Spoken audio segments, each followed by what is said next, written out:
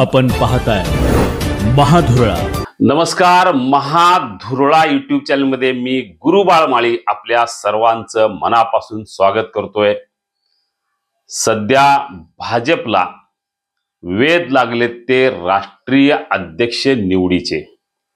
त्यामुळे येत्या 15-20 दिवसात म्हणजे नवीन वर्ष सुरू झाल्यानंतर म्हणजे पाडव्यानंतर काही दिवसातच भाजप नव्या राष्ट्रीय अध्यक्षाची निवड करणार हे निश्चित आहे। आता हा नेमका अध्यक्ष कोण असेल या संदर्भात सध्या पक्षांतर्गत हालचालींना वेग आलेला आहे। मुळात सध्याचे अध्यक्ष जे.पी. नड्डा यांची मुदत गेल्या वर्षी संपलेली आहे। 2000 सालापासून ते या पदावर आहेत आणि त्यांच्या काळात जवळजवळ 26 निवडणुकात अतिशय चांगलं यश पक्षाला मिळालेलं आहे। त्यामुळे त्यांचा जो काही काळ आहे तो उज्ज्वल म्हणावा लागेल।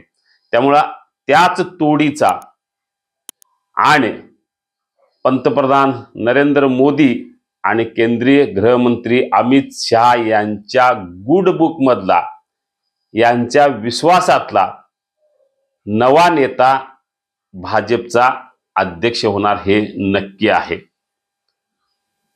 राष्ट्रीय अधिवेशन या भाजपचं आता एप्रिल महिन्याच्या पहिल्या आठवड्यात होणार आहे। 6 एप्रिल हा भाजपचा स्थापना दिवस, जे 45 वर्षे पक्षाला या 6 एप्रिलला पूर्ण होत आहेत। त्यामुळे आता 45 वर्षानंतरचा हा नवीन अध्यक्ष कोण असेल याची उत्सुकता निश्चितपणे आहे। जे नवीन वर्षात पाडव्यानंतर भाजपला अध्यक्ष मिळणार, नवीन अध्यक्ष मिळणार, तो अध्यक्ष उत्तरेतला असेल, दक्षिणेतला असेल, महाराष्ट्रातला असेल की गुजरात मधला असेल याची निश्चितपणे उत्सुकता आपल्या सर्वांना आहे। सध्या भाजपच्या पक्षीय निवडणुकांचा सिलसिला जोरात आहे। जे तालुका पातळीपासून मंडळापासून ते जिल्हा, महाराष्ट्र, राज्य पातळीवरच्या निवडी सध्या सुरू आहेत। त्या पूर्ण झाल्या की राष्ट्रीय अध्यक्षाची निवड होणार आहे। सध्या एक 6 ते 7 नावं ह्या राष्ट्रीय अध्यक्ष पदाच्या शर्यतीत आहेत। हे कोण आहेत? नेमकं दक्षिणेत सध्या भाजपची अवस्था तेवढी चांगली नाही। म्हणजे उत्तरेत एकीकडे घवघवीत यश मिळवत असताना दक्षिणेत मात्र भाजपला धडपड करावी लागत आहे ती अस्तित्व टिकवण्यासाठी। त्यामुळं दक्षिणेत ही संधी देण्याची शक्यता अधिक आहे। पण दुसरीकडे उत्तरेतनं किंवा इतर राज्यातनंही अनेक नावं पुढे येत आहेत। सगळ्यात पहिलं नाव आहे ते मनोहरलाल खट्टर यांचं नाव आहे। हरियाणाचे हे माजी मुख्यमंत्री आहेत, केंद्रीय मंत्री आहेत आणि संघाच्या अतिशय जवळचे यांना मानलं जाते। त्यामुळे मनोहरलाल खट्टर यांचं नाव सध्या तरी भाजपच्या राष्ट्रीय अध्यक्षपदासाठी 1 नंबरला आहे। त्यानंतर दुसरं नाव येते ते शिवराज सिंह चौहान यांचं। मध्य प्रदेशचे हे माजी मुख्यमंत्री आहेत, सध्या केंद्रीय मंत्री आहेत।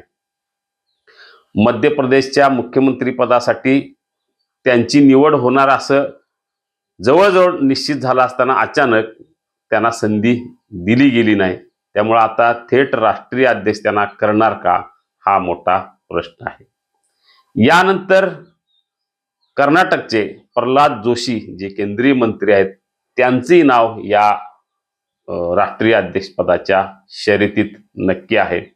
ओबीसी मोर्चाचे प्रमुख के लक्ष्मण यांचं नावही याच राष्ट्रीय अध्यक्ष पदाच्या शर्यतीत आहे। गुजरातहून आलेले आता केंद्रीय मंत्री असलेले चंद्रकांत पाटील उर्फ CR पाटील हे मोदी आणि शहा यांच्या अतिशय जवळचे मानले जातात। त्यांचेही नाव सध्या चर्चेत आहे। भूपेंद्र यादव जे राजस्थानचे आहेत, केंद्रीय मंत्री आहेत, त्यांच्याशिवाय धर्मेंद्र प्रधान जे केंद्रीय मंत्री आहेत, जे ओरिसामधून आले आहेत, संघटनेत अनेक वर्षे त्यांचं काम आहे। या भूपेंद्र यादव आणि धर्मेंद्र प्रधान यांची नावं यासाठी आता चर्चेत आहेत।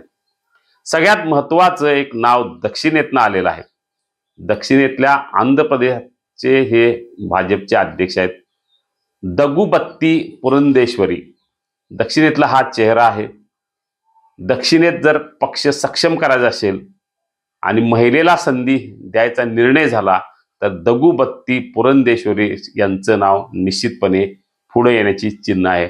आणखीन एक महिलेचं नाव यामध्ये आहे ते वनस्थी श्रीनिवासन, ज्या तामिळनाडूच्या महिला नेत्या आहेत, भाजपच्या महिला मोर्चाच्या राष्ट्रीय अध्यक्ष आहेत. त्यामुळे त्यांचंही नाव ऐनवेळी पुढे येऊ शकतो.